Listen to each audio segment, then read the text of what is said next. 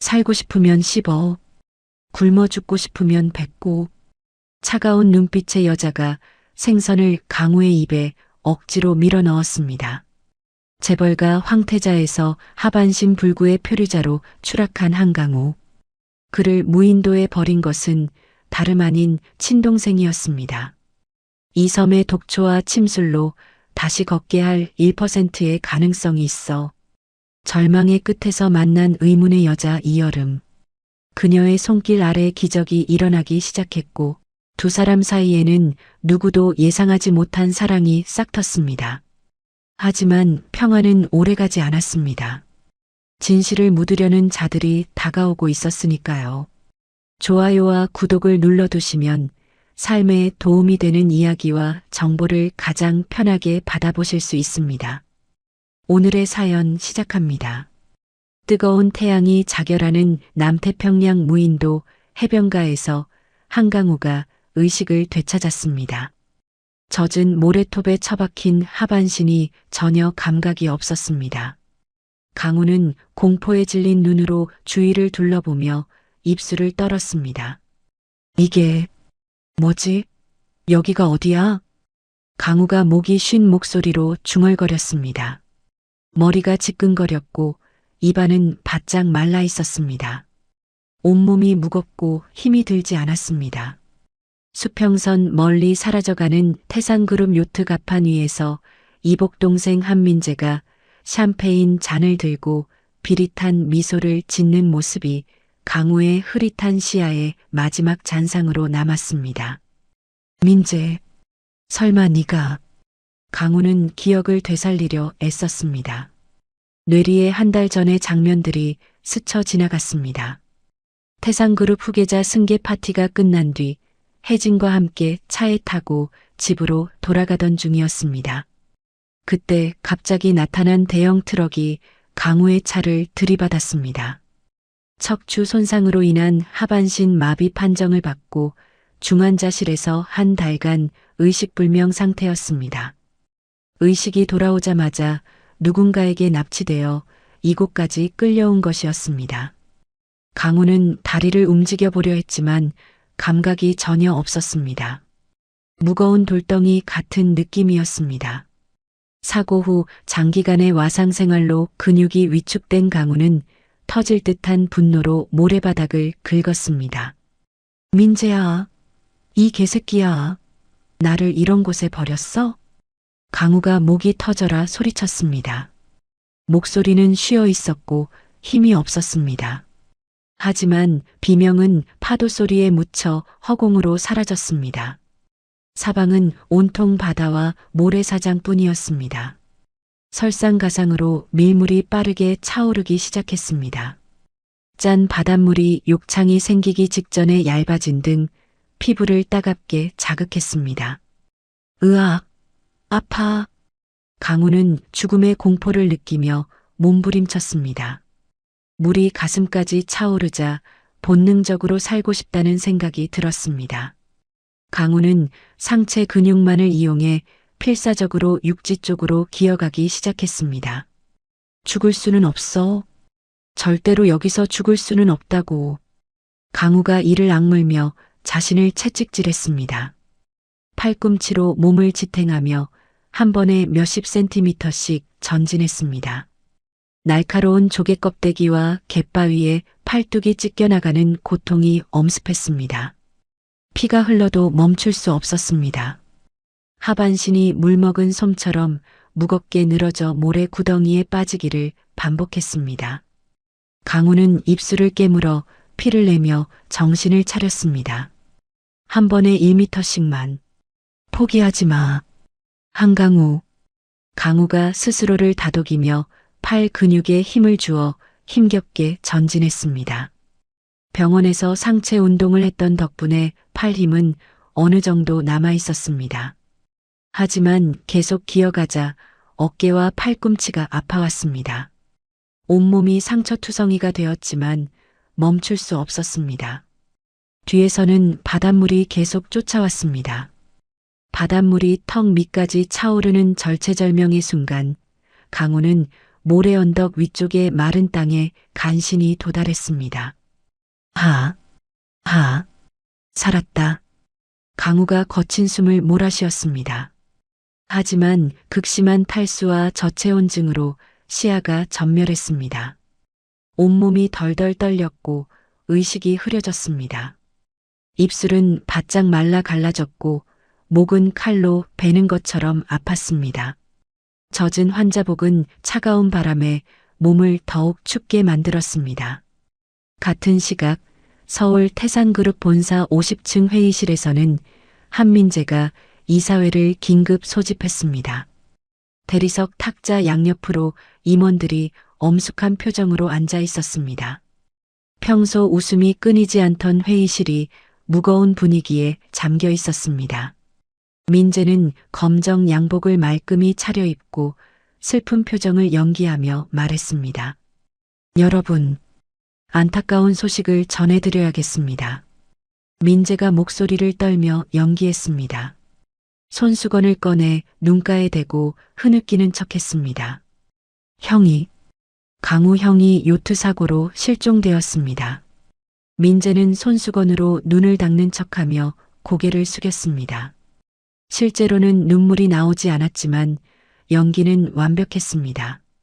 아직 시신도 찾지 못한 상황입니다. 형을 찾기 위해 해경과 함께 수색 작업을 벌이고 있지만 민재가 말을 잇지 못하고 목을 매는 척했습니다. 임원들은 충격에 빠진 표정으로 서로를 바라봤습니다. 누구도 섣불리 입을 열지 못했습니다. 어떻게 이런 일이? 상무 한 명이 떨리는 목소리로 중얼거렸습니다. 민재는 잠시 침묵을 유지한 뒤 눈물을 닦고 결연한 표정을 지었습니다. 하지만 우리는 슬퍼할 시간이 없습니다. 형님께서 평소 말씀하시던 대로 그룹은 계속되어야 합니다. 민재가 가슴을 치며 비장한 목소리로 말했습니다. 그룹의 비상경영 체제에 돌입하고 제가 임시 의장직을 맡겠습니다. 형님을 대신해서라도 그룹을 지켜나가겠습니다. 회의실 한켠에 앉아있던 강우의 약혼녀 혜진이 민재의 발표를 들으며 의심스러운 눈빛을 보냈습니다. 혜진은 며칠 전까지만 해도 강우와의 결혼 준비로 바빴기 때문에 이 소식이 믿기지 않았습니다. 강우는 배를 좋아하지도 않았고 혼자 요트를 타러 나갈 성격도 아니었습니다. 민재 씨, 정말 형님이 요트 사고라니요? 혜진이 떨리는 목소리로 물었습니다. 눈가에는 실제 눈물이 맺혀 있었습니다. 그때 김 실장이 혜진에게 다가와 두꺼운 서류 뭉치를 건넸습니다. 혜진 양, 안타깝지만 이것을 보셔야 할 것 같습니다. 김 실장이 냉정한 표정으로 말했습니다. 강우 도련님의 도박빚 관련 서류입니다. 혜진은 서류를 받아들며 눈을 크게 떴습니다. 도박이요? 강우 오빠가 총 50억 원의 빚이 있습니다. 카지노와 경마, 온라인 도박까지. 김 실장이 차가운 목소리로 설명했습니다. 서류에는 강우의 서명이 된 차용증과 도박장 출입 기록이 빼곡히 적혀 있었습니다. 물론 모두 조작된 것이었지만 완벽한 위조였습니다. 이럴 리가 없어요. 강우 오빠가 도박을 한다니. 혜진이 고개를 저으며 부인했습니다. 강우는 술도 거의 마시지 않을 정도로 절제된 생활을 했기 때문입니다. 민재가 혜진에게 다가가 위로하는 척하며 어깨를 감쌌습니다. 혜진 씨, 저도 믿고 싶지 않습니다. 하지만 형은 후계자 자리에 대한 부담감으로 많은 스트레스를 받고 있었어요. 민재가 안타까운 표정을 지으며 속삭였습니다. 아마 혜진 씨에게는 걱정을 끼치고 싶지 않아서 숨겼겠지만 형이 남긴 채무는 그룹 차원에서 해결해 드리겠습니다. 민재는 달콤한 말로 혜진을 자신의 편으로 만들려 했습니다. 혜진은 충격에 빠져 아무 말도 하지 못하고 고개만 떨구었습니다. 다시 무인도로 돌아와 밤이 찾아오고 기온이 급격히 떨어졌습니다. 적도 근처라고 해도 밤에는 기온이 15도 이하로 떨어졌습니다. 젖은 환자복 차림의 강우는 이가 부딪힐 정도의 오한에 시달렸습니다. 춥다. 너무 춥다. 이대로 죽는 건가? 강우는 체온을 유지하려 몸을 웅크렸습니다. 하지만 젖은 옷 때문에 몸의 열이 계속 빠져나갔습니다. 탈수 증상으로 환각이 보이기 시작했습니다. 아버지와 어머니의 모습이 아른거렸고 혜진이 웨딩드레스를 입고 나타나기도 했습니다. 혜진아, 미안해. 강우가 헛소리를 하며 중얼거렸습니다. 그때 어둠 속에서 으르렁거리는 소리가 들렸습니다. 붉은 눈을 번뜩이는 야생 들개무리가 피냄새를 맡고 강우의 주변으로 포위망을 좁혀왔습니다. 그르르르. 들개들은 침을 흘리며 강우를 노려봤습니다. 크기가 중형견만 한 들개들이 7, 8마리는 되어 보였습니다.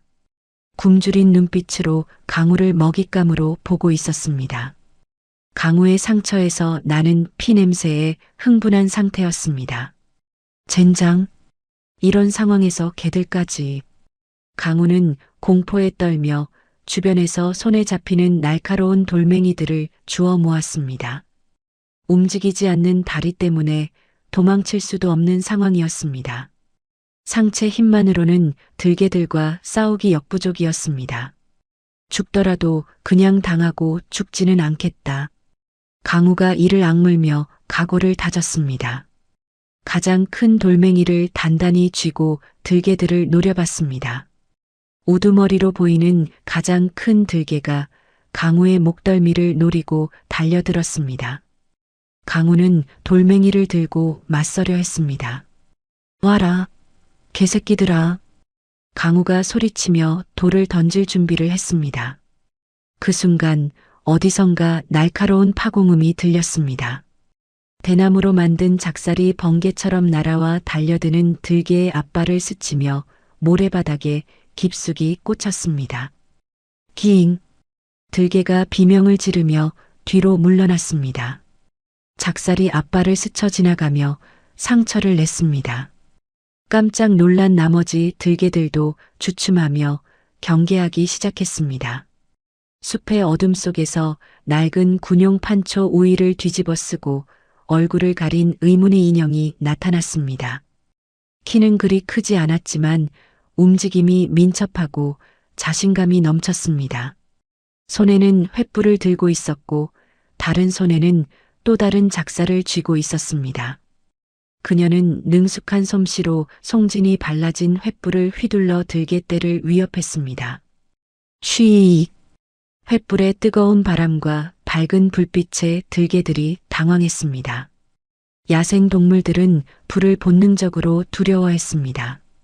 들개들은 꼬리를 말고 하나둘 숲속으로 도망치기 시작했습니다. 횃불의 불빛 아래서 여자가 차가운 눈빛으로 쓰러진 강우를 내려다봤습니다. 판초 아래로 보이는 얼굴은 그을렸지만 단정했습니다. 나이는 20대 후반 정도로 보였고 눈빛은 날카로우면서도 슬픔이 배어 있었습니다. 강우는 숨이 턱에 차서 쉰 목소리로 손을 뻗었습니다. 구해줘. 제발, 살려줘. 강우가 간절한 표정으로 애원했습니다. 목소리는 거의 들리지 않을 정도로 약했습니다. 여자는 강우의 마비된 하반신과 앙상하게 마른 팔을 건조하게 훑어봤습니다. 마치 구조 대상이 아닌 골칫덩이를 보는 듯한 시선이었습니다. 페인이네. 여자가 냉정하게 중얼거렸습니다. 하지만 그래도 강우를 그대로 두고 가지는 않았습니다. 여자는 아무 말 없이 강우의 상체를 낡은 어망에 태워 썰매를 끌듯 질질 끌고 갔습니다. 아, 아파. 강우는 거친 흙바닥의 충격을 온몸으로 받으며 비명을 질렀습니다. 등과 엉덩이가 바위와 나뭇가지에 긁히며 새로운 상처가 났습니다. 하지만 여자는 아랑곳하지 않고 묵묵히 걸어갔습니다. 마치 짐을 운반하는 것처럼 담담했습니다. 어디로? 데려가는 거야. 강우가 약하게 물었지만 여자는 대답하지 않았습니다. 고통과 충격으로 강우는 점점 의식을 잃어갔습니다. 마지막으로 본 것은 넝쿨과 바위로 교묘하게 가려진 동굴 입구였습니다. 입구는 겉보기에는 그냥 바위 틈처럼 보였지만 사람 하나가 충분히 지나갈 수 있을 정도였습니다. 여자는 횃불을 들고 그 어둠 속으로 강우를 끌고 들어갔습니다. 동굴 안은 생각보다 넓었고 살 수 있도록 꾸며져 있었습니다.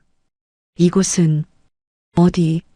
강우가 마지막 힘을 짜내어 중얼거리며 완전히 의식을 잃었습니다. 다음 날 아침 강우는 차가운 바위 바닥의 감촉에 눈을 떴습니다. 동굴 안은 은은한 모닥불빛으로 밝혀져 있었고 연기가 천장의 틈새로 빠져나가고 있었습니다. 강우는 자신의 손목과 발목이 밧줄로 단단히 결박당해 있다는 사실을 깨달았습니다. 뭐야? 왜 나를 묶어놨어? 강우가 놀라며 소리치고 몸부림을 쳤습니다. 밧줄이 손목을 파고들며 아팠지만 풀어지지 않았습니다. 모닥불 앞에서 생선을 굽고 있던 여자가 천천히 돌아봤습니다. 판초를 벗은 여자의 모습은 생각보다 젊어 보였습니다. 여자는 20대 후반 정도로 보였고 그을린 갈색 피부 아래로 단단한 근육이 드러났습니다. 긴 머리는 뒤로 묶여 있었고 얼굴은 말랐지만 이목구비가 뚜렷했습니다. 눈빛은 차가웠지만 어딘지 슬픔이 배어 있었습니다. 옷은 찢어지고 기운 자국이 여러 곳에 있었지만 깨끗하게 관리되어 있었습니다. 당장 풀어줘. 내가 누군지 알아? 강우가 위협조로 소리쳤습니다. 목소리에는 지금까지 느껴보지 못한 절망감이 섞여 있었습니다. 여자는 강우의 위협에 아랑곳하지 않고 잘 구워진 생선살을 나무 젓가락으로 조심스럽게 떼어냈습니다. 동작은 능숙했고 차분했습니다. 그리고는 생선살을 강우의 입 앞에 들이밀었습니다. 벌려. 여자가 처음으로 입을 열며 짧게 명령했습니다. 목소리는 쉬었지만 단호했고 거부할 수 없다는 느낌이 들었습니다. 뭐라고? 누가 누구한테 명령이야? 강우가 고개를 돌려 거부했습니다. 자존심이 상했고 이 상황이 믿어지지 않았습니다. 태상그룹의 후계자였던 자신이 이런 대접을 받다니. 여자는 무표정한 얼굴로 생선을 강우의 입에 억지로 밀어 넣었습니다. 강우가 입을 다물고 저항하자 여자는 강우의 턱을 꽉 잡았습니다. 강우가 몸부림치며 저항했지만 여자의 힘이 더 셌습니다. 여자의 손가락에는 굳은 살이 박여 있었고 힘이 상당했습니다. 살고 싶으면 씹어. 굶어 죽고 싶으면 뱉고. 여자가 짧고 건조한 말로 선택권을 줬습니다. 눈빛에는 진심이 담겨 있었습니다. 정말로 강우가 거부하면 그대로 내버려 둘 것 같았습니다. 강우는 여자의 차가운 눈빛을 보고 이 여자가 진짜로 자신을 내버려 둘 수 있다는 것을 직감했습니다. 배가 무척 고팠던 강우는 자존심을 꺾고 결국 생선을 씹어 삼켰습니다. 생선은 비린내가 났지만 며칠 만에 먹는 제대로 된 음식이었습니다. 좋아. 여자가 짧게 말하며 다시 등을 돌렸습니다. 강우는 자존심이 상했지만 현실적으로 생각해보니 이 여자 없이는 살 수 없는 상황이었습니다. 하반신이 마비된 상태에서 이 무인도에서 혼자 살아남는 것은 불가능했습니다. 강우는 손목에 차고 있던 수천만 원짜리 명품 시계를 바라봤습니다. 파텍 필립 시계는 아버지가 후계자로 지명하며 선물해 준 것이었습니다. 평생 지니고 다니라며 건네준 소중한 물건이었습니다. 저기, 이것 좀 봐. 강우가 시계를 들어 보이며 말했습니다. 시계는 햇빛에 반사되어 금색으로 번쩍였습니다. 이게 뭔지 알아? 파텍 필립이야. 5천만 원짜리라고. 강우가 시계를 풀어 여자에게 건넸습니다. 손목이 묶여 있어 시계를 빼는 것도 쉽지 않았습니다. 이걸 줄 테니까 구조 요청을 해달라. 라디오나 신호탄 같은 거 없어? 아니면 배라도? 강우가 간절한 표정으로 부탁했습니다. 여자는 시계를 받아 자세히 들여다봤습니다. 시계의 가치를 아는 듯 잠시 멈칫했습니다. 무게감과 세공의 정교함을 확인하며 진품인지 살펴봤습니다. 그리고는 방수 처리가 된 유리병을 어디선가 꺼내 시계를 안전하게 넣어 동굴 깊숙한 곳에 있는 나무 상자에 숨겼습니다. 구조 요청은 불가능해. 여자가 돌아서며 차갑게 대꾸했습니다. 목소리에는 단호함이 배어 있었습니다. 왜? 이유라도 알려줘. 여기서 계속 살 수는 없잖아. 강우가 답답하게 소리쳤습니다. 목소리가 동굴 안에서 메아리 쳤습니다. 하지만 밥값은 이걸로 퉁치지. 여자는 낡은 약초 바구니를 챙겨 동굴 밖으로 나갔습니다. 발걸음은 조용했지만 확신에 차 있었습니다. 강우는 혼자 남겨져 분노와 절망감에 휩싸였습니다. 이런 미친, 5천만 원을 밥값이라고? 강우가 혼자 중얼거리며 분개했습니다. 하지만 어쩔 수 없는 상황이었습니다. 여자가 자리를 비운 사이 강우는 탈출을 위해 묶인 밧줄을 풀려고 애썼습니다. 주변을 둘러보니 동굴 바닥에 날카로운 흑요석 조각들이 떨어져 있었습니다. 강우는 몸을 비틀어 흑요석을 주워들고 손목에 밧줄을 비벼댔습니다. 아야, 젠장. 손목이 까지고 피가 나도 강우는 포기하지 않았습니다. 자유로워지고 싶다는 욕망이 고통을 이겨냈습니다. 30분 정도 지나서야 밧줄을 끊는데 성공했습니다. 드디어 강우는 자유로워진 손으로 발목의 밧줄도 풀었습니다. 그리고 동굴 내부를 자세히 살펴보기 시작했습니다. 동굴은 생각보다 넓었고 체계적으로 꾸며져 있었습니다. 한쪽에는 침실 역할을 하는 공간이 있었고 다른 한쪽에는 주방과 창고 같은 공간이 있었습니다. 동굴 벽면에는 빽빽하게 새겨진 날짜 표식들이 있었습니다. 1일째, 100일째, 365일째, 500일째. 이 여자가 얼마나 오래 이곳에 있었는지 짐작할 수 있었습니다. 2년은 좋게 넘겠네. 강우가 중얼거렸습니다. 한쪽 구석에는 낡지만 정리정돈된 왕진 가방이 놓여 있었습니다.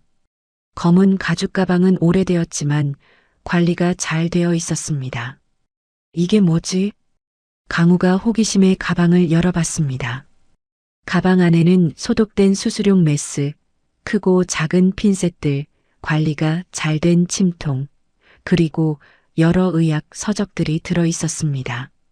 책들은 외과학개론, 침구학, 본초 강목 등이었습니다. 의사였나? 그것도 한의사와 양의사 둘 다? 강우는 이 여자가 단순한 표류자가 아님을 직감했습니다. 의학 지식이 있는 사람이라면 자신의 다리를 치료할 수도 있을 것이라는 희망이 생겼습니다. 같은 시각 서울 태산그룹 본사 회장실에서는 민재가 김 실장에게 은밀한 보고를 받고 있었습니다. 회장실은 50층에 위치해 있어 서울 시내가 한눈에 보였습니다. 도련님, 무인도 처리는 확실합니다. 김 실장이 고개를 숙이며 보고했습니다. 40대 후반의 김 실장은 민재의 아버지 때부터 비서실에서 일해온 베테랑이었습니다. 정말 확실한 거지? 혹시라도 생존해 있으면 모든 게 끝장이야. 민재가 불안한 표정으로 재차 확인했습니다. 민재는 회장 의자에 앉아 서울을 내려다보고 있었지만 마음은 편하지 않았습니다. 그 섬은 해류가 매우 거칠고 암초가 많습니다. 게다가 무인도라서 지나가는 배도 없죠. 김 실장이 자신감 있게 설명했습니다. 시신조차 찾기 힘들 것입니다. 상어들도 많고요. 민재는 강우의 개인 금고에서 찾아낸 비밀 장부를 책상 위에 펼쳐놓고 있었습니다. 리조트 개발 관련 불법 자금과 정치인, 로비 내역, 검은 돈의 흐름이 상세히 적혀 있었습니다. 이런 것들이 세상에 나오면 우리 모두 끝장이야. 민재가 장부를 소각로에 넣으며 중얼거렸습니다. 장부가 불에 타면서 검은 연기가 피어올랐습니다. 앞으로 6개월 뒤에 그 섬을 리조트 개발 명목으로 폭파시켜 완전히 증거를 없애버려야 해. 민재가 김 실장에게 장기 계획을 지시했습니다. 알겠습니다. 완벽하게 처리하겠습니다. 김 실장이 깊숙이 고개를 숙였습니다. 다시 무인도 탈출을 시도하던 강우는 동굴 밖으로 기어나갔습니다. 하지만 밖의 현실은 절망적이었습니다. 동굴 주변은 휠체어는 물론 걸어서도 다니기 힘든 험준한 바위 지형이었습니다. 절벽과 울창한 정글, 가시덤불이 사방을 가로막고 있었습니다.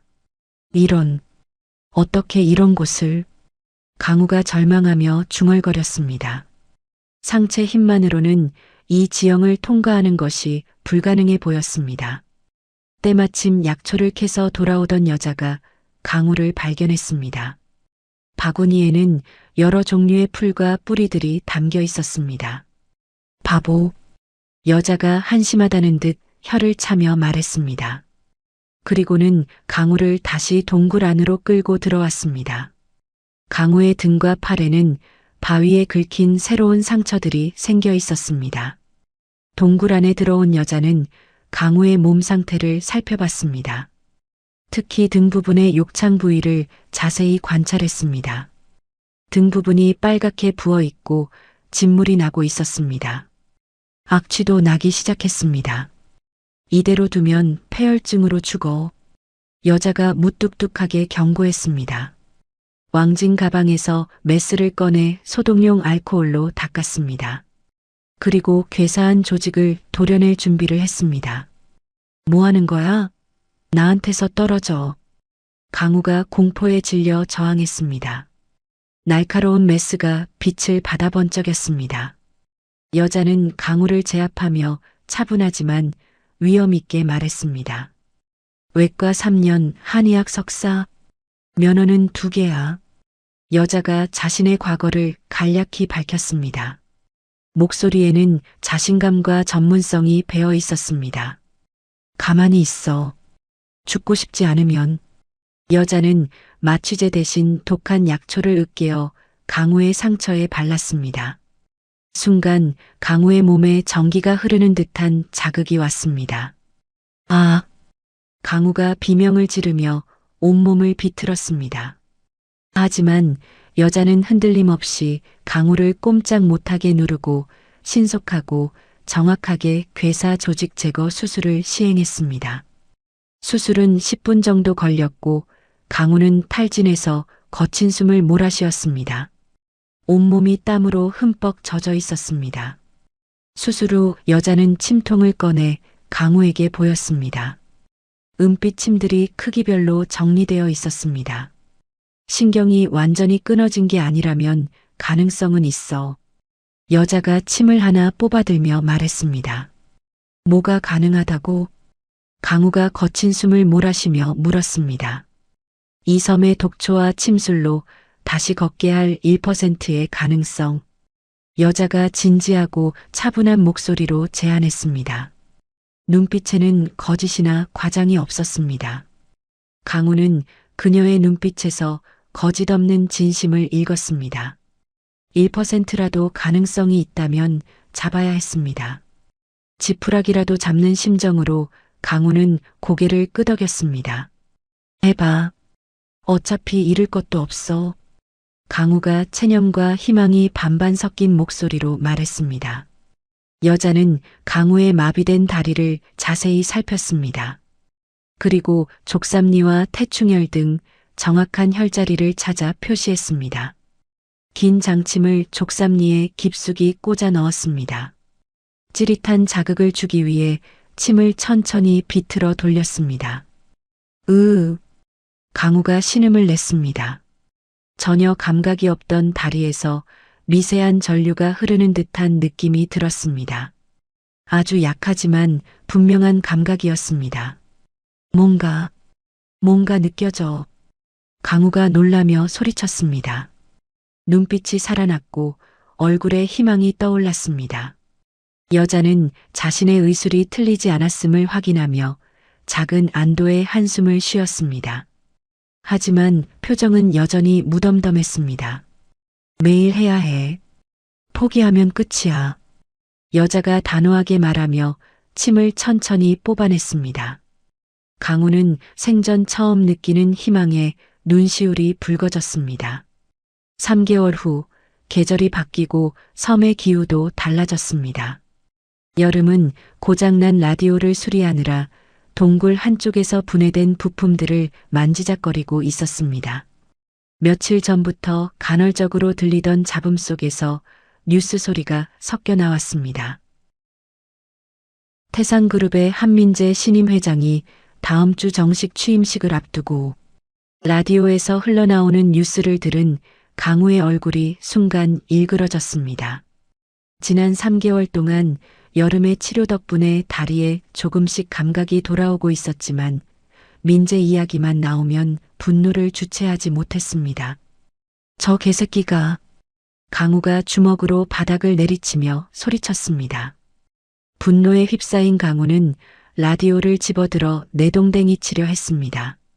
하지만 아직 완전히 회복되지 않은 다리 때문에 중심을 잃고 화덕 쪽으로 넘어지기 시작했습니다.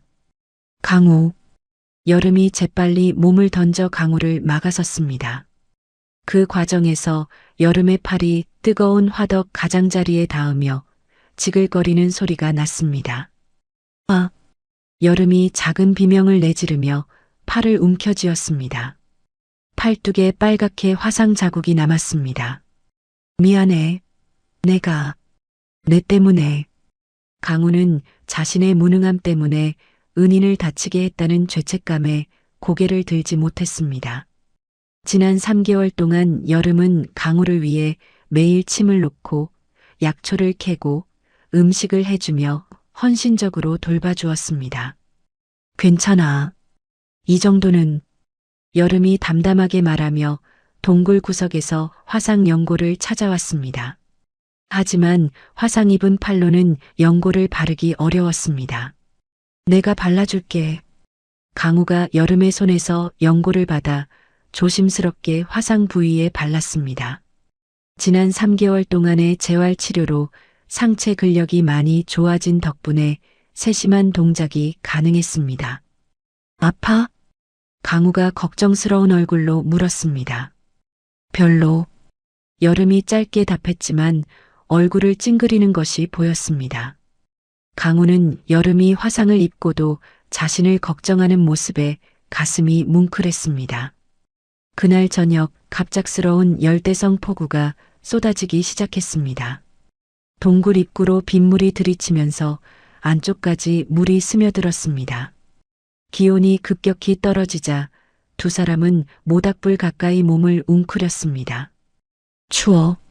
여름이 작게 중얼거리며 몸을 떨었습니다. 화상 입은 팔 때문에 제대로 옷을 여미지도 못하고 있었습니다.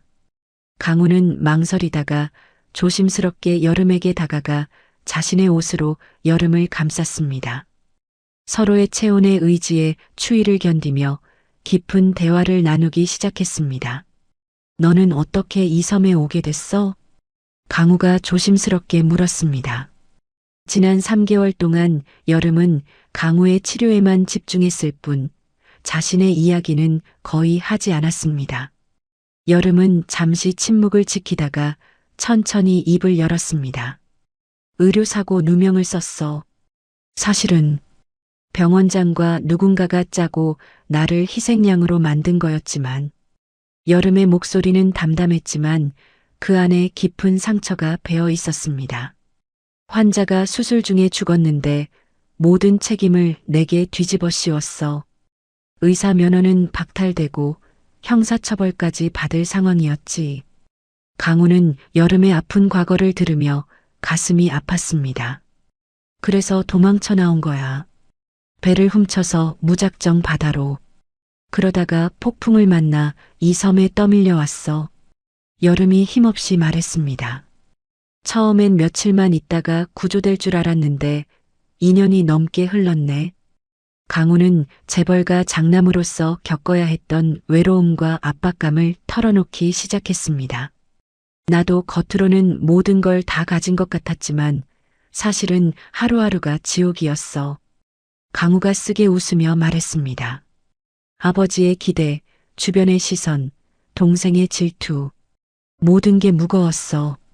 진짜 나를 이해해주는 사람은 아무도 없었지. 혜진은? 여름이 조심스럽게 물었습니다. 혜진이도 결국은 한강우가 아니라 태상그룹 후계자를 좋아했던 거야. 강우가 씁쓸하게 말했습니다. 두 사람은 서로의 상처를 보듬으며 더욱 가까워졌습니다. 다음 날 비가 그치고 숲은 젖어 있었습니다. 땅이 미끄러워 걸어다니기 위험한 상태였습니다. 여름은 화상 입은 팔에도 불구하고 강우를 위한 특별한 약초를 구하러 나섰습니다. 오늘은 쉬어. 팔도 아픈데. 강우가 만류했지만 여름은 고개를 저었습니다. 이 약초는 비 온 뒤에만 구할 수 있어. 놓치면 한 달을 더 기다려야 해. 여름이 바구니를 들고 동굴을 나섰습니다. 강우는 불안한 마음에 동굴 입구에서 여름의 모습을 지켜봤습니다. 여름은 절벽 근처의 위험한 곳에서 자라는 희귀한 약초를 찾아 헤맸습니다. 그 약초는 신경재생에 탁월한 효과가 있지만 절벽 끝에 바위 틈에서만 자라는 것이었습니다. 여름은 조심스럽게 절벽 가장자리로 다가갔습니다. 거의 다 왔어. 여름이 중얼거리며 약초에 손을 뻗는 순간이었습니다. 비에 젖어 약해진 집안이 무너지며 여름이 낭떠러지에 매달리게 되었습니다. 으악! 여름의 비명소리가 숲에 울려 퍼졌습니다. 멀리서 이를 본 강우는 나무 지팡이를 짚고 필사적으로 기어갔습니다. 다리는 아직 완전하지 않았지만 포기할 수 없었습니다. 여름아, 버텨. 강우가 소리치며 절벽 근처에 도달했습니다. 하지만 하반신 지지력이 없어 그대로 당기면 같이 추락할 상황이었습니다. 강우는 급히 주변을 살폈습니다. 굵은 나무 뿌리가 지면에서 튀어나와 있는 것이 보였습니다. 강우는 허리춤에 묶여있던 넝쿨 밧줄을 나무 뿌리에 단단히 감아 몸을 고정시켰습니다. 이것으로 버틸 수 있을까? 강우가 밧줄을 몇 번 당겨보며 확인했습니다. 뿌리가 단단히 박혀 있어 지지점 역할을 할 수 있을 것 같았습니다. 몸이 안전하게 고정된 것을 확인한 강우는 상체를 절벽 밖으로 내밀어 여름의 손목을 잡았습니다. 잡았어. 강우가 외쳤습니다. 여름은 공포에 질린 얼굴로 강우를 올려다봤습니다. 강우, 위험해. 놓고 가. 여름이 떨리는 목소리로 말했습니다. 절대 안 놓쳐. 강우가 이를 악물고 소리쳤습니다. 상체 근육을 총동원하여 여름을 끌어올리기 시작했습니다. 병원에서 했던 턱걸이 운동이 이때 빛을 발했습니다. 강우는 등과 어깨 근육이 터질 것 같은 고통을 참으며 여름을 조금씩 끌어올렸습니다. 땀이 비 오듯 흘렀고 팔이 후들거렸지만 포기하지 않았습니다. 거의 다 됐어. 강우가 마지막 힘을 짜내어 여름을 안전한 지대로 끌어올렸습니다. 두 사람은 거친 숨을 몰아쉬며 흙바닥에 널브러졌습니다. 고마워. 정말 고마워. 여름이 눈물을 흘리며 말했습니다. 그때 여름은 강우의 다리 근육이 극심한 긴장으로 크게 수축하며 떨리고 있는 것을 발견했습니다. 강우, 너의 다리. 여름이 놀라며 강우의 다리를 살펴봤습니다. 마비되었던 근육들이 자극에 반응하며 움직이고 있었습니다. 이것은 신경이 회복되고 있다는 확실한 신호였습니다. 여름은 기쁨에 겨워 강우를 끌어안고 펑펑 눈물을 쏟았습니다. 기적이야. 정말 기적이야. 여름이 흐느끼며 말했습니다. 강우 역시 여름의 따뜻한 심장 소리를 느끼며 자신이 살아야 할 이유가 단순한 복수만이 아님을 깨달았습니다. 여름아, 나는 강우가 고백하려는 순간 멀리서 헬리콥터 소리가 들려왔습니다. 두 사람은 놀라서 하늘을 올려다봤습니다. 같은 시각 서울 한민재의 저택에서는 민재가 불법 용역업체 대장인 독사를 만나고 있었습니다. 민재는 형의 시신이 발견되지 않은 것에 대해 계속 불안해하고 있었습니다. 아직도 시신을 못 찾았다는 게 말이 돼? 민재가 독사를 노려보며 소리쳤습니다. 죄송합니다. 하지만 그 바다는 워낙 깊고 해류가 거세서 독사가 고개를 숙이며 변명했습니다. 변명 그만하고 당장 그 섬을 수색해. 혹시라도 생존자가 있다면. 민재가 책상을 치며 화를 냈습니다. 완전히 제거해버려. 목격자든 증거든 아무것도 남기지 마. 독사는 민재의 차가운 명령을 받고 중무장한 부하들을 이끌고 고속정에 올랐습니다. 깔끔하게 처리하겠습니다. 독사가 민재에게 마지막 인사를 하고 출발했습니다. 고속정은 무인도를 향해 거센 파도를 가르며 달려갔습니다. 다시 무인도, 헬리콥터 소리가 점점 가까워졌습니다. 강우와 여름은 급히 동굴로 피했습니다. 구조 헬기일까? 강우가 기대에 찬 목소리로 물었습니다. 아니야. 뭔가 이상해.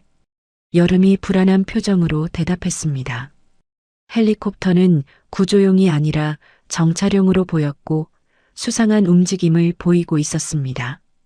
강우는 여름이 만들어준 나무 평행봉을 잡고 일어서는 연습을 시작했습니다. 위기가 닥쳐온다면 도망칠 준비를 해야 했습니다. 이번에는 내가 널 지켜줄 거야. 강우가 지팡이의 의지에 떨리는 다리로 스스로 일어섰습니다. 10초 정도 버틸 수 있게 되었습니다. 여름은 강우의 다리 용천열에 마지막 침을 놓으며 말했습니다. 이제 정말로 걸을 수 있을 거야. 강우의 발가락이 기적처럼 강하게 굽혀지는 것을 확인했습니다. 두 사람은 서로를 마주보며 이제 세상 밖으로 나갈 준비가 되었음을 직감했습니다. 하지만 그들을 기다리고 있는 것은 구조가 아니라 새로운 위험이었습니다. 지팡이에 의지하면서도 천천히 걸을 수 있게 된 강우는 여름과 함께 숲을 산책했습니다. 비가 그친 후 맑아진 하늘 아래에서 두 사람은 섬의 지형지물을 꼼꼼히 파악하며 걸었습니다. 강우의 걸음걸이는 아직 불안정했지만 3개월 전과는 비교할 수 없을 정도로 좋아진 상태였습니다. 여기서 바다가 가장 잘 보이네.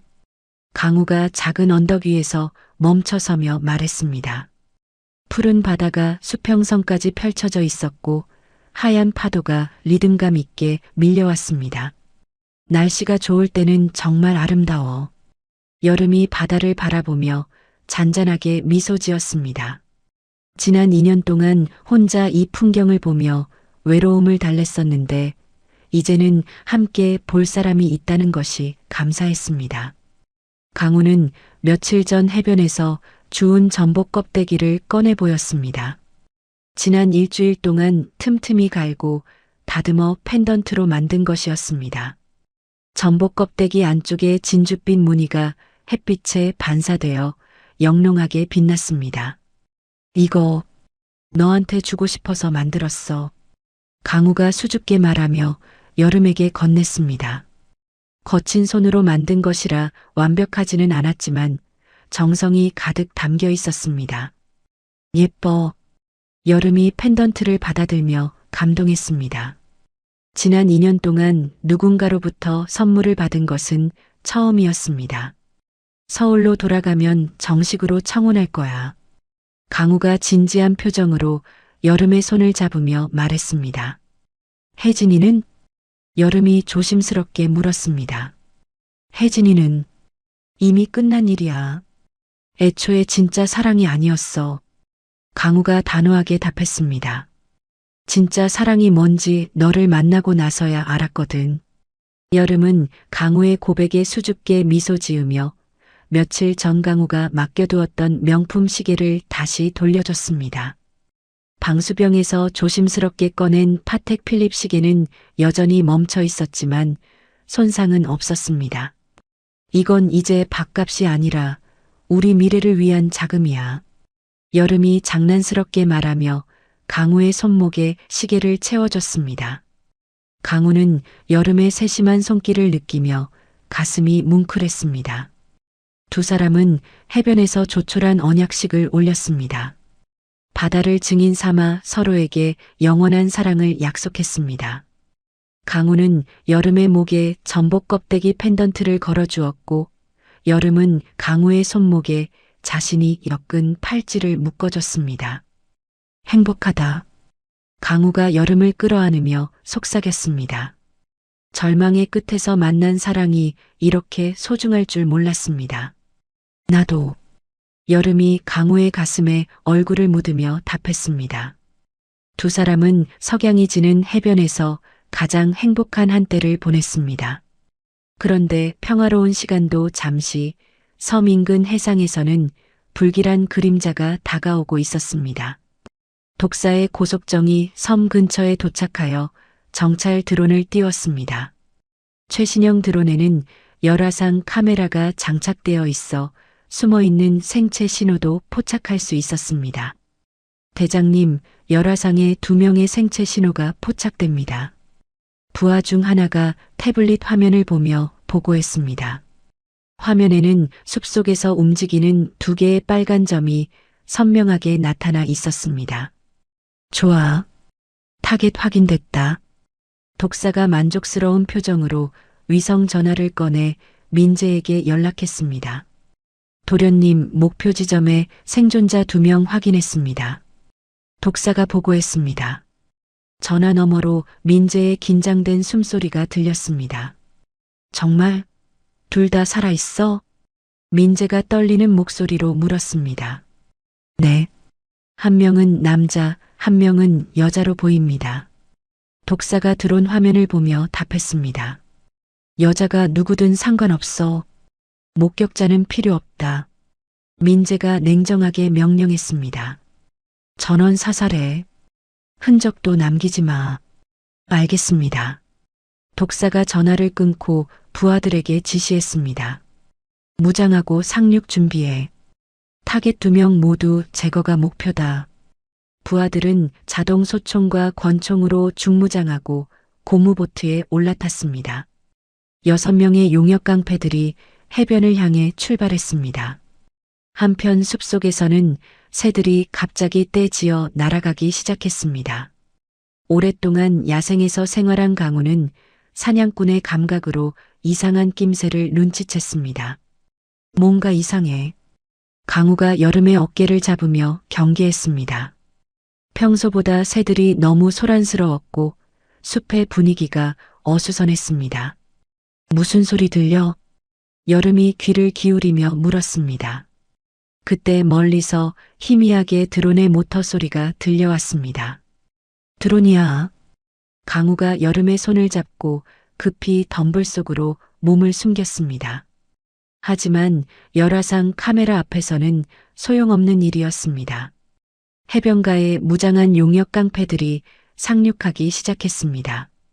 검은 옷을 입고 총을 든 6명의 남자들이 전술 대형을 갖춰 숲으로 진입했습니다.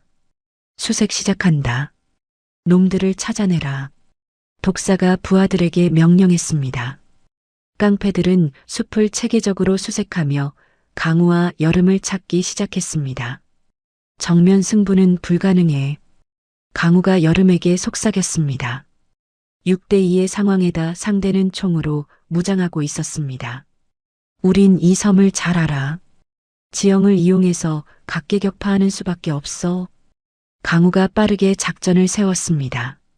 지난 3개월 동안 여름과 함께 섬 곳곳을 돌아다니며 파악한 지형 정보가 도움이 될 것이었습니다. 좁은 협곡으로 놈들을 유인해야 해. 강우가 섬 중앙의 바위 협곡을 가리키며 말했습니다. 그곳은 한 번에 한 명씩만 지날 수 있는 좁은 길목이야. 내가 미끼가 될게. 여름이 용기를 내어 말했습니다. 너무 위험해. 강우가 만류했습니다. 괜찮아.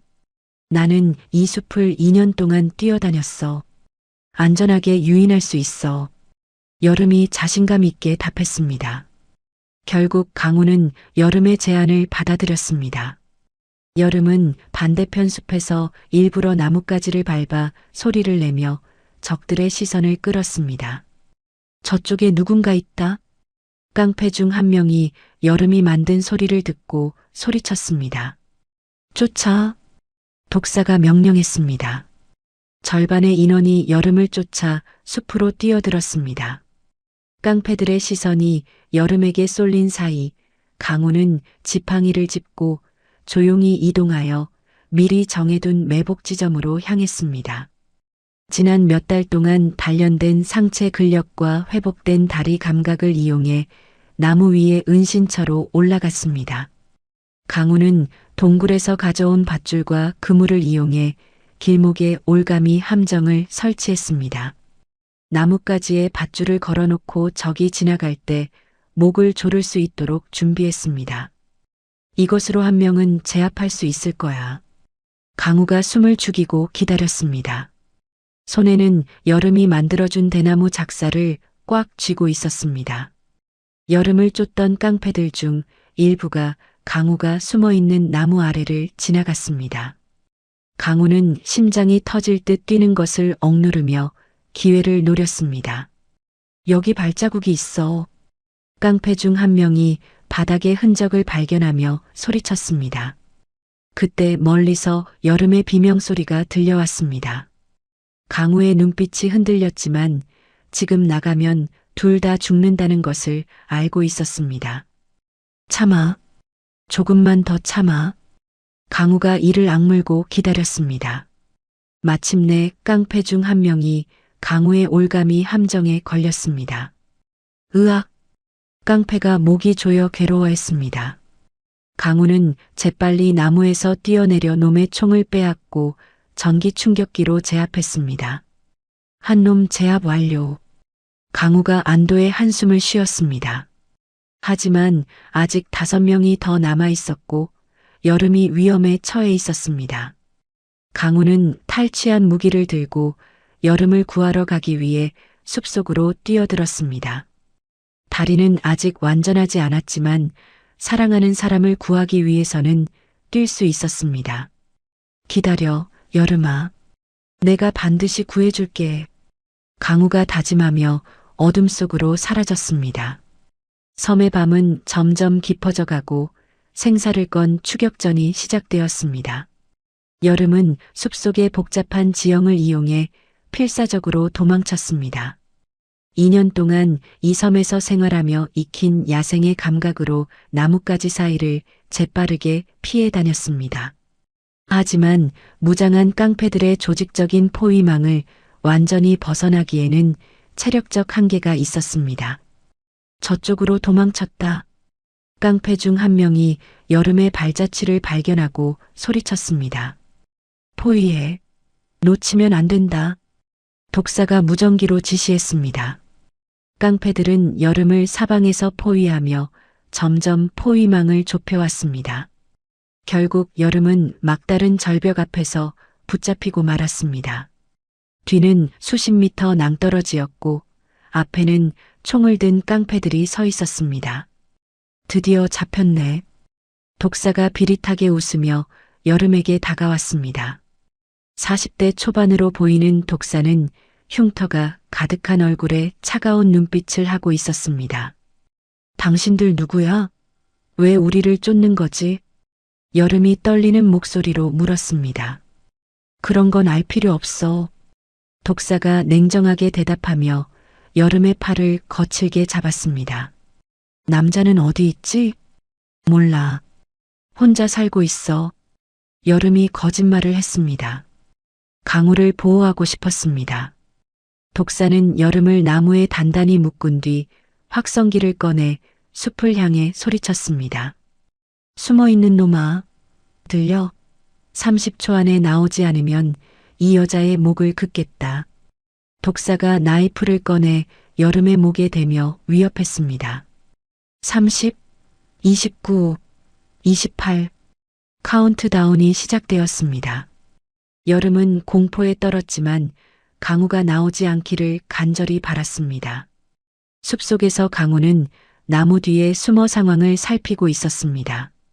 독사와 부하들의 정확한 위치, 바람의 방향, 지형의 특성을 빠르게 계산했습니다. 한 명은 이미 제압했지만 아직 5명이 남아 있었습니다. 20, 19, 18 카운트다운이 계속되었습니다. 독사는 본보기로 여름의 뺨을 세게 때렸습니다. 아! 여름이 비명을 지르며 고개가 옆으로 돌아갔습니다. 뺨에 빨간 손자국이 났습니다. 불쌍한 년. 하필 목격자가 되다니. 독사가 비웃으며 말했습니다. 10, 9, 8 카운트다운이 끝에 가까워졌습니다. 독사는 부하들에게 새로운 명령을 내렸습니다. 숲에 불을 질러라. 놈을 태워 죽여. 부하들이 가솔린을 숲 여러 곳에 뿌리고 불을 붙이기 시작했습니다. 건조한 나무와 낙엽들이 순식간에 타오르며 불길이 번졌습니다. 으악! 여름이 공포에 질려 소리쳤습니다. 불길이 점점 가까워져 오고 있었습니다. 강우는 이 상황을 기회로 삼기로 결심했습니다. 연기와 불길이 시야를 가리는 틈을 타서 적들을 각계격파하는 것이었습니다. 강우는 젖은 헝겊으로 코와 입을 막고 연기 속으로 기어들어갔습니다. 매캐한 연기 때문에 숨쉬기 어려웠지만 참아냈습니다. 흩어져서 경계하던 깡패들은 갑작스러운 화재로 당황하고 있었습니다. 시야가 가려지자 서로의 위치도 정확히 파악하지 못했습니다. 강우는 연기 속에서 홀로 떨어져 있던 깡패 하나를 발견했습니다. 앞서 빼앗은 전기 충격기로 놈의 뒷목을 가격해 기절시켰습니다. 으윽! 깡패가 소리도 지르지 못하고 쓰러졌습니다. 강우는 놈의 엽총을 빼앗아 탄약을 분리해버렸습니다. 같은 방식으로 강우는 연기에 가려진 틈을 타서 2명을 더 제압했습니다. 살인보다는 무력화에 집중했습니다. 한편 서울에서는 민재가 초조하게 연락을 기다리고 있었습니다. 태상그룹 회장실에서 창밖을 바라보며 손톱을 물어뜯고 있었습니다. 왜 아직도 연락이 안 와? 민재가 휴대폰을 들여다보며 중얼거렸습니다. 며칠 후면 정식 회장 취임식인데 이런 변수가 생겨 신경이 곤두서 있었습니다. 독사, 빨리 끝내. 민재가 혼자 소리치며 답답해했습니다. 다시 무인도, 불길이 여름이 묶인 나무 근처까지 번져왔습니다.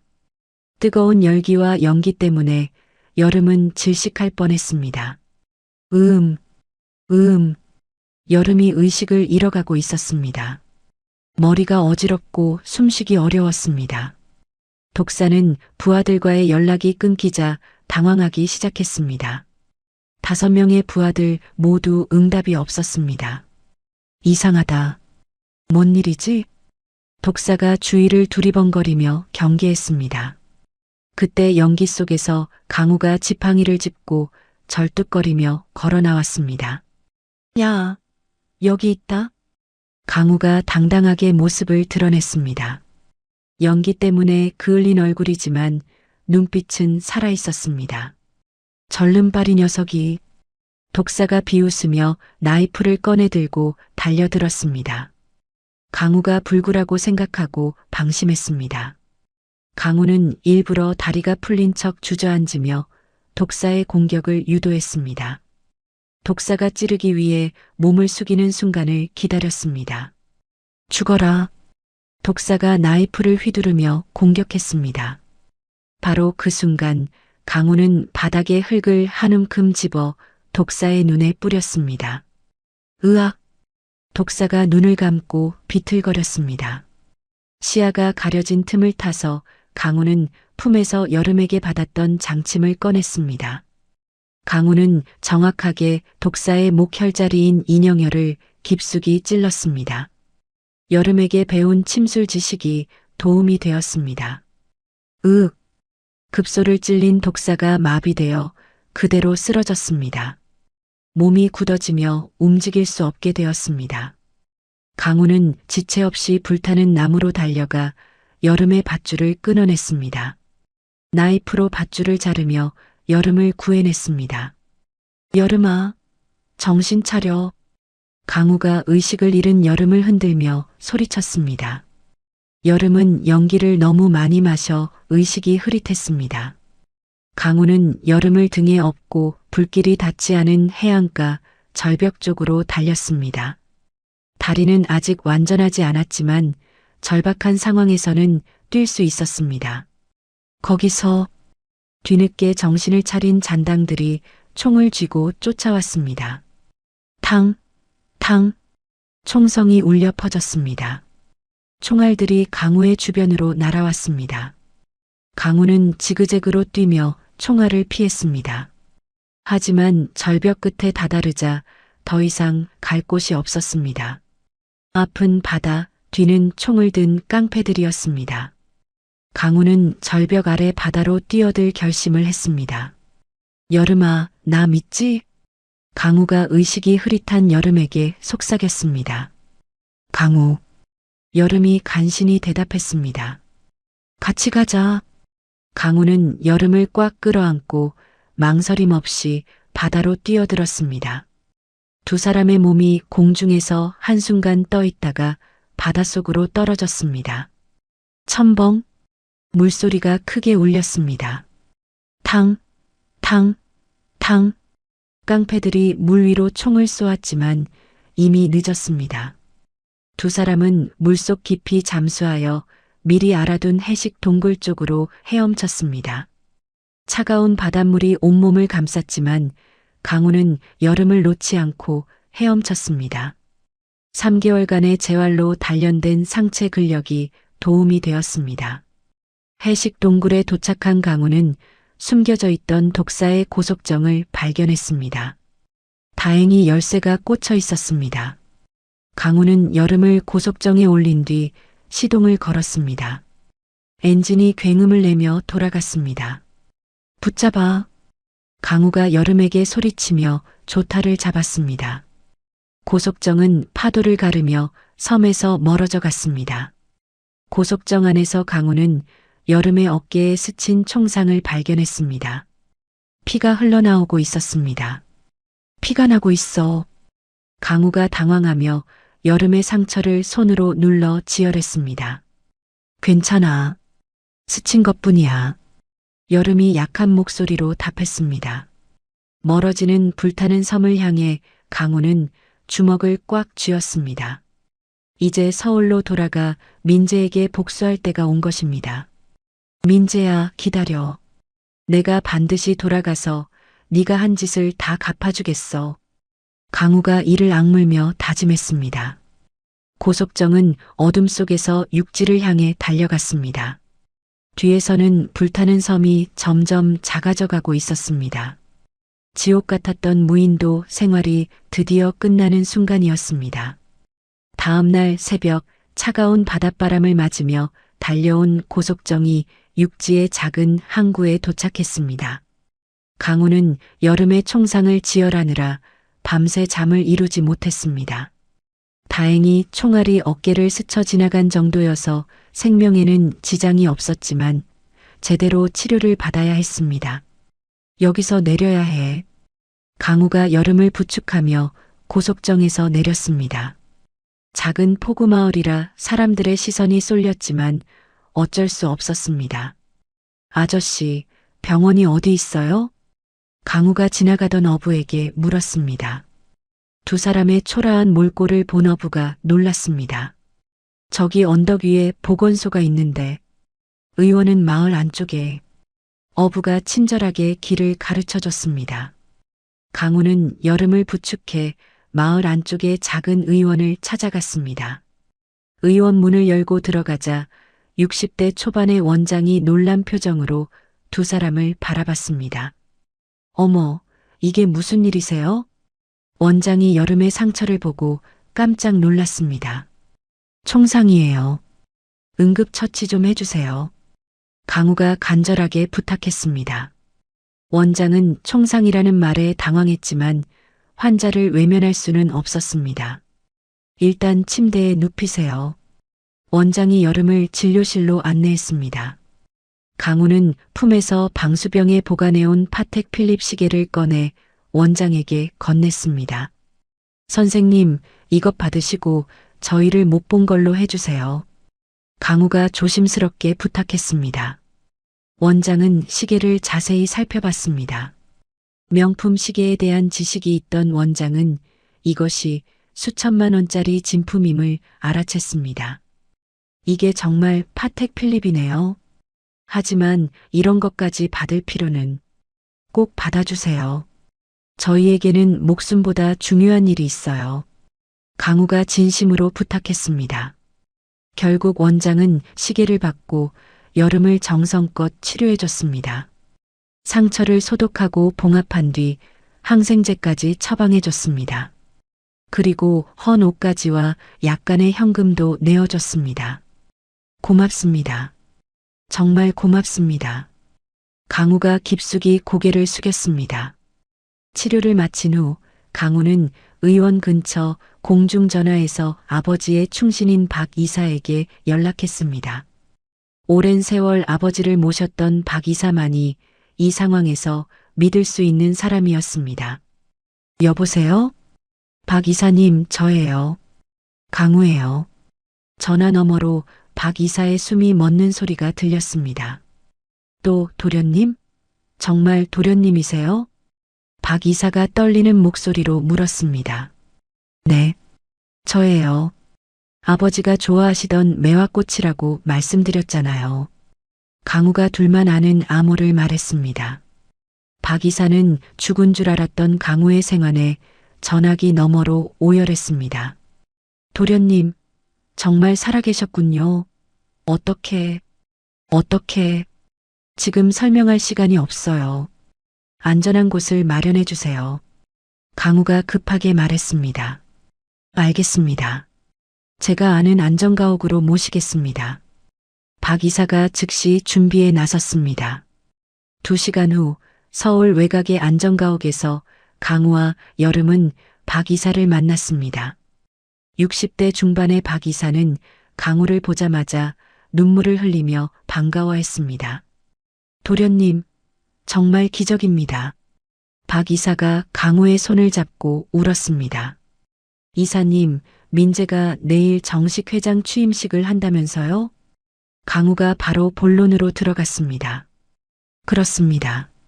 내일 오후 2시에 태산 호텔 대연회장에서 박 이사가 자세한 일정을 알려줬습니다. 완벽한 타이밍이군. 강우가 차가운 미소를 지었습니다. 도련님, 하지만 너무 위험합니다. 보안이 삼엄할 텐데. 박 이사가 걱정했습니다. 정면 돌파는 어려워요. 다른 방법을 써야 해. 강우가 작전을 구상하기 시작했습니다. 박 이사로부터 취임식 준비 상황을 자세히 들었습니다. 태산그룹 계열사인 음향지원업체에서 장비를 반입한다고 하셨죠? 네. 새벽부터 설치 작업을 시작한다고 합니다. 그거예요. 강우가 번뜩이는 아이디어를 떠올렸습니다. 취임식 당일 새벽 강우와 여름은 음향 설치 기사로 위장했습니다. 박 이사가 미리 준비해둔 유니폼을 입고 가짜 신분증을 목에 걸었습니다. 강우는 모자를 깊숙이 눌렀었고 여름은 마스크로 얼굴을 가렸습니다. 내 다리 때문에 휠체어를 써야 할까? 강우가 고민했지만 다른 방법을 선택했습니다. 대형 스피커 운반용 바퀴 달린 카트를 밀면서 그 지지대에 몸을 의지해 걷는 방식이었습니다. 겉으로 보기에는 무거운 장비를 나르느라 힘들어하는 것처럼 보였습니다. 여름은 강우의 옆에서 무거운 케이블과 장비들을 함께 나르며 보안 요원들의 시선을 분산시켰습니다. 여기서 신분증 확인합니다. 태산 호텔 지하 주차장 입구에서 보안 요원이 제지했습니다. 행사 시간 늦었다고. 빨리 안 올라가면 큰일 난다. 그때 박 이사가 미리 심어둔 내부 조력자가 나타나 호통을 쳤습니다. 죄송합니다. 보안 요원이 당황하며 길을 비켜줬습니다. 두 사람은 무사히 호텔 내부로 들어갔습니다. 호텔 내부는 취임식 준비로 분주했습니다. 직원들이 분주히 오가는 틈을 타서 강우와 여름은 목표 지점을 향해 이동했습니다. 방송실이 3층에 있다고 했죠? 여름이 작게 속삭였습니다. 네. 거기서 모든 화면과 음향을 컨트롤해요.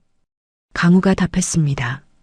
두 사람은 엘리베이터를 타고 3층으로 올라갔습니다. 방송실 앞에는 김 실장이 직접 지키고 있었습니다. 예상했던 상황이었습니다. 김 실장을 어떻게 떼어낼까? 강우가 고민했습니다. 그때 좋은 아이디어가 떠올랐습니다. 강우는 복도 끝 휴지통에 라이터로 불을 붙여 화재 감지기를 작동시켰습니다. 삐! 화재 경보 사이렌이 울려 퍼졌습니다. 뭐야? 화재야? 김 실장이 당황하여 상황 확인을 위해 자리를 비웠습니다. 그 틈을 타서 강우와 여름은 재빨리 방송실로 침투했습니다. 방송실 안에는 기술자 한 명만 있었습니다. 여기 뭐 하는 곳이에요? 들어오면 안 되는데. 기술자가 제지하려 했습니다. 강우는 지팡이로 그의 명치를 정확히 가격해 제압했습니다. 기술자가 기절하며 쓰러졌습니다. 강우는 즉시 방송실 문을 안에서 걸어 잠갔습니다. 이제 시작이야. 강우가 메인 송출 컴퓨터 앞에 앉았습니다.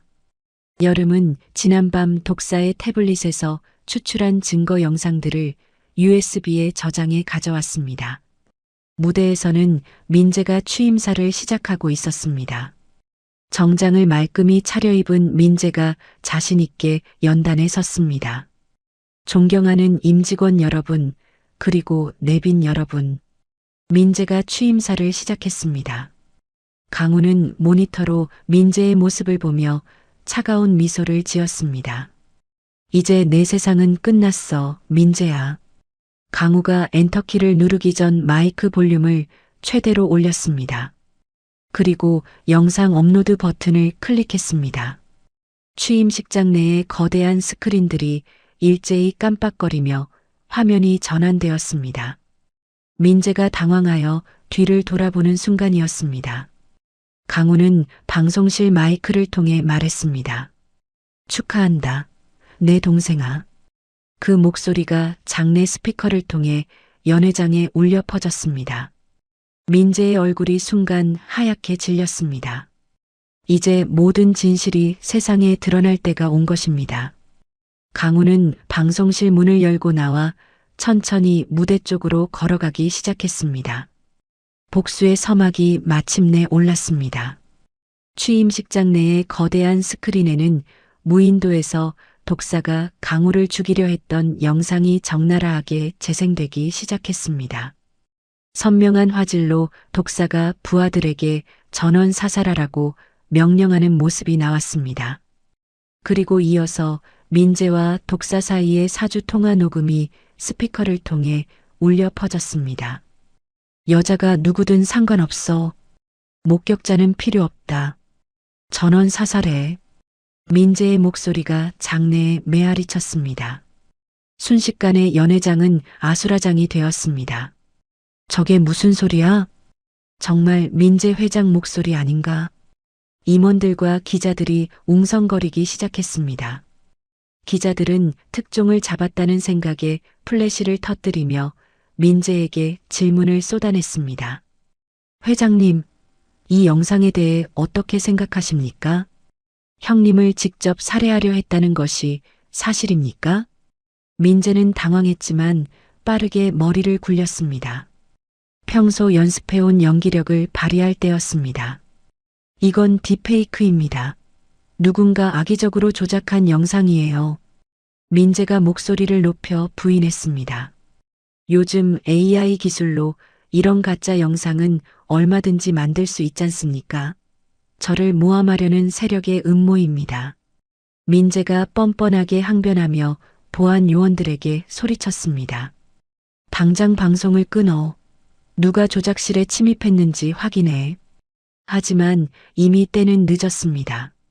그때 강당 뒤편에서 강우가 지팡이를 짚고 비틀거리면서도 당당한 걸음으로 나타났습니다. 형님, 강우 도련님, 임원들이 깜짝 놀라며 소리쳤습니다. 죽은 줄 알았던 형의 등장에 모든 시선이 집중되었습니다. 민재는 뒷걸음질을 치며 믿을 수 없다는 표정을 지었습니다. 형, 어떻게? 불가능해. 민재가 중얼거리다가 카메라를 의식하고 재빨리 표정을 바꿨습니다. 연기를 시작한 것입니다. 형? 정말 형이야? 살아있었어? 민재가 눈물을 흘리는 척하며 강우를 향해 달려왔습니다. 난 형이 죽은 줄만 알고 얼마나 슬펐는데. 민재가 강우를 끌어안으려 했습니다. 하지만 강우는 다가오는 민재의 손을 단호하게 쳐냈습니다. 연기는 그만해. 강우가 차가운 목소리로 말했습니다. 품에서 젖지 않게 보관해온 살인 청부 계약서, 원본과 비자금 장부를 꺼내 카메라 앞에 들어 보였습니다. 여기 네가 독사에게 찍어준 도장이 있다. 그리고 이건 네가 숨기려던 불법 자금 내역이고. 강우의 차가운 일갈에 민재의 가면이 조금씩 벗겨지기 시작했습니다. 형, 그게 뭔 소리야? 나는 정말 아직도 거짓말을 하려고. 강우가 또 다른 증거를 내놓았습니다. 민재가 병원장과 공모해서 여름에게 의료사고 누명을 새긴 녹음 파일이었습니다. 기자들이 더욱 흥미진진하게 취재하기 시작했습니다. 결정적인 물증들이 계속 나오자 민재는 더 이상 연기가 통하지 않음을 깨달았습니다. 저 자식 잡아. 가짜야.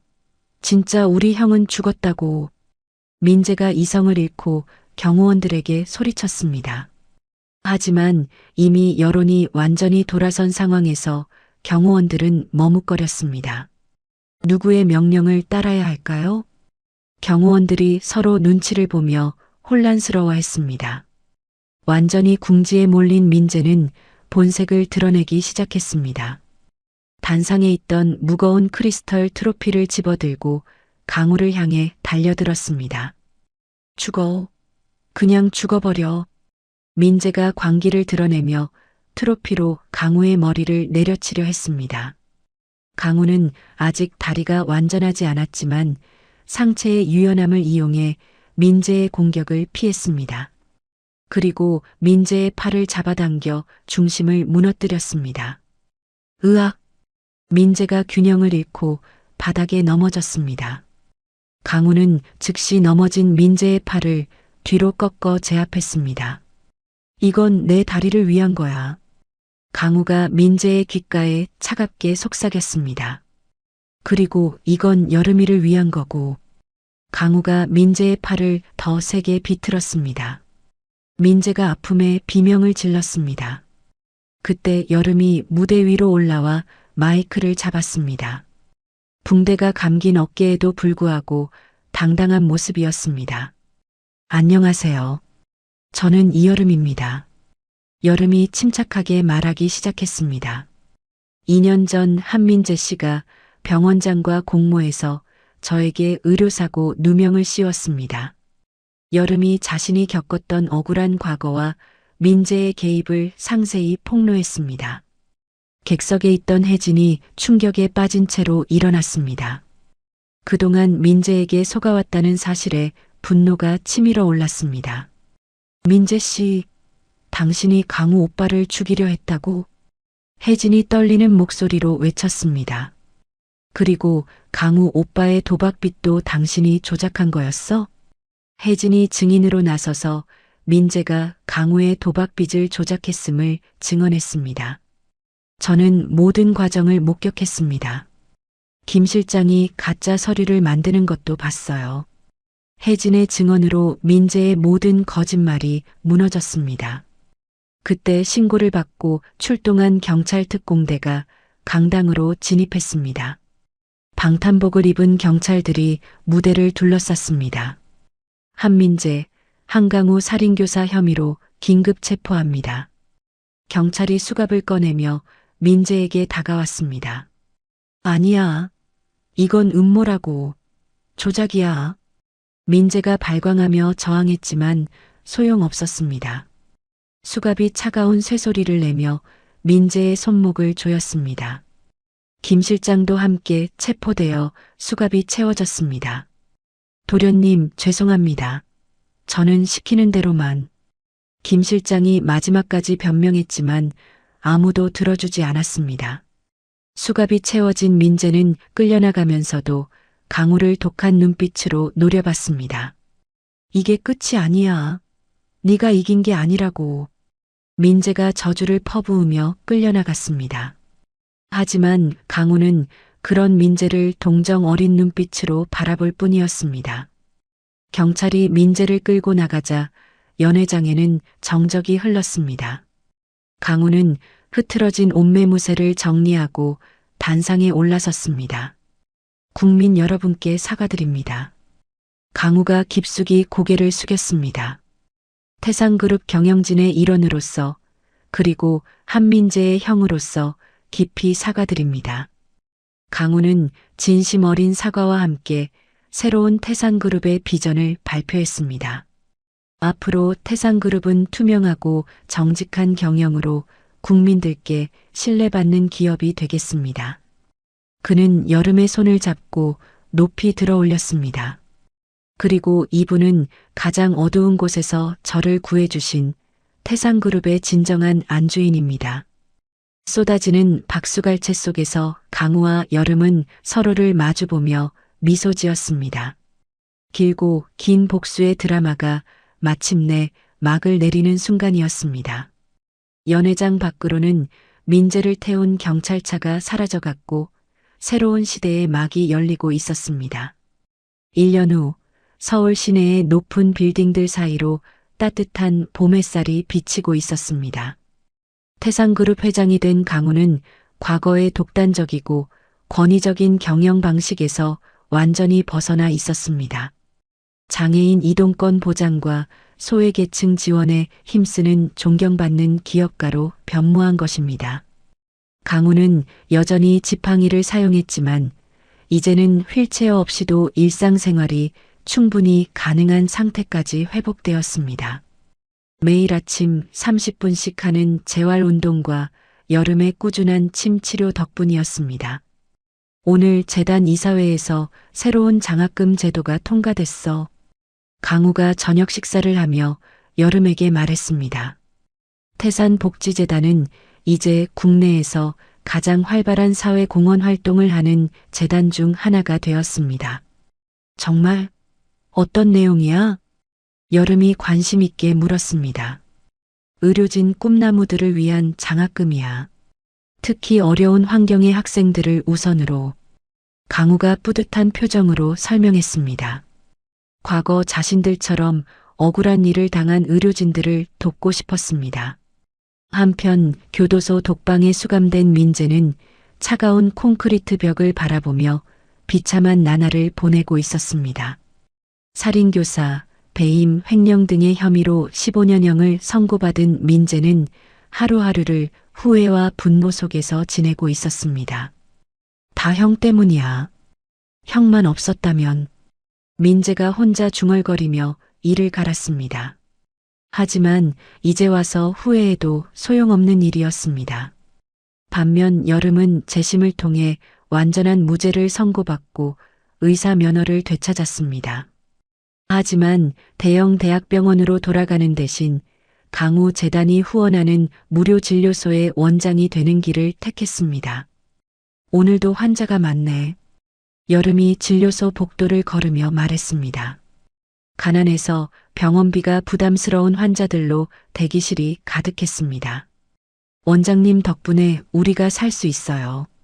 할머니 환자 한 분이 여름의 손을 잡고 고마워했습니다. 이런 순간들이 여름에게는 그 어떤 보상보다 값진 것이었습니다. 강우는 퇴근길에 항상 진료소에 들러 여름을 기다렸습니다. 지팡이를 짚고 진료소 로비에서 여름의 진료가 끝나기를 기다리는 모습이 일상이 되었습니다. 오늘은 일찍 끝났네. 강우가 진료복을 벗고 나오는 여름을 보며 미소 지었습니다. 응. 오늘은 응급 환자가 별로 없어서. 여름이 강우의 팔짱을 끼며 답했습니다. 두 사람은 주말마다 등산을 하며 체력을 기르고 평범한 연인들처럼 영화관 데이트를 즐겼습니다. 강우의 다리 상태가 좋아지면서 할 수 있는 활동들이 점점 늘어났습니다.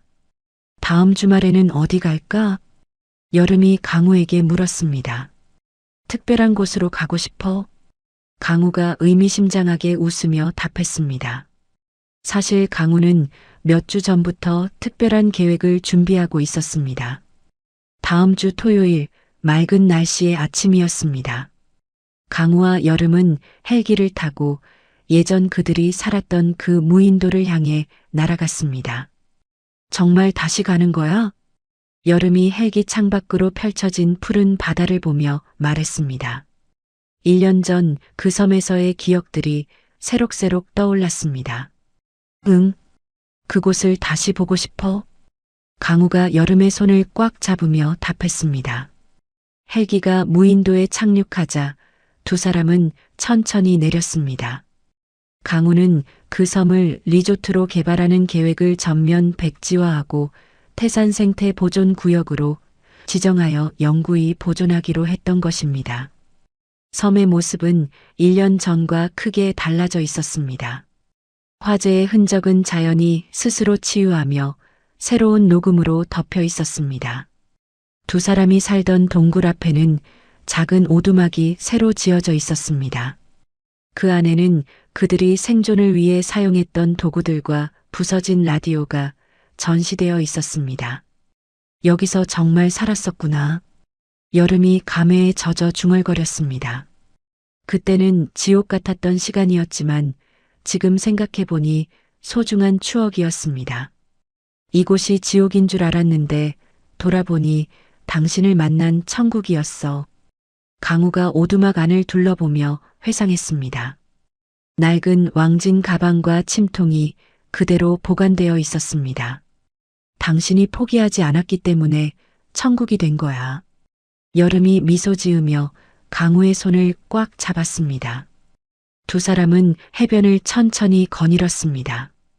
1년 전 강우가 처음 의식을 되찾았던 그 모래사장을 걸었습니다.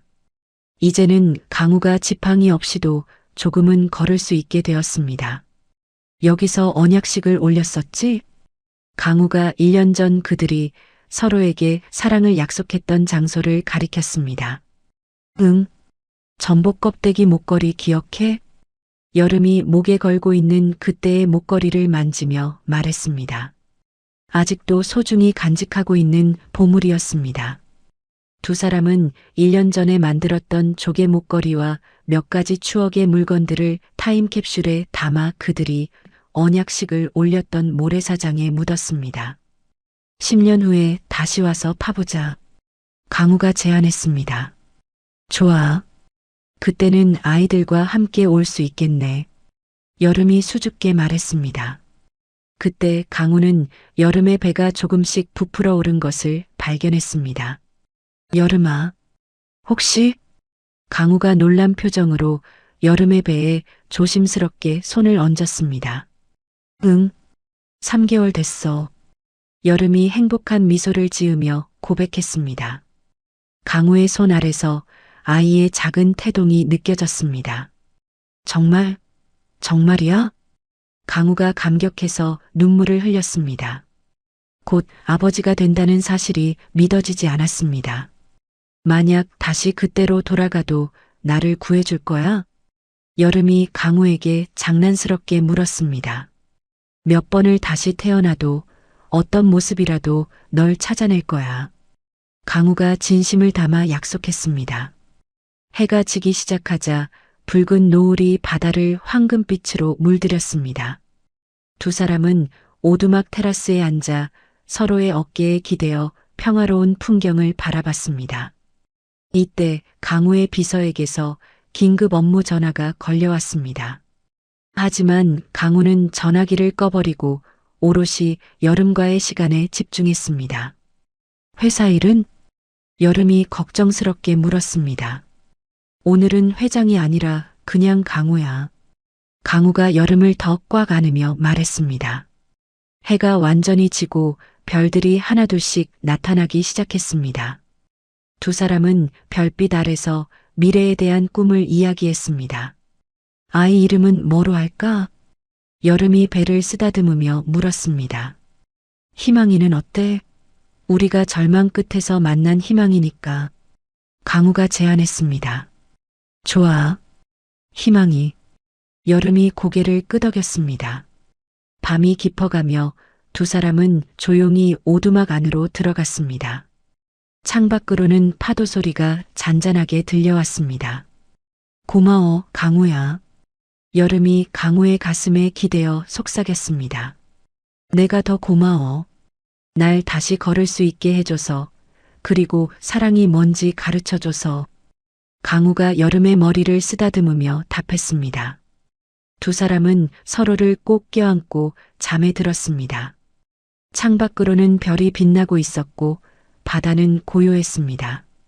절망의 끝에서 시작된 그들의 사랑은 이제 새로운 생명과 함께 영원한 행복을 향해 나아가고 있었습니다. 무인도에서 만난 기적 같은 사랑이 마침내 완전한 결실을 맺는 순간이었습니다. 한강우와 이여름의 이야기는 우리에게 중요한 메시지를 전해줍니다.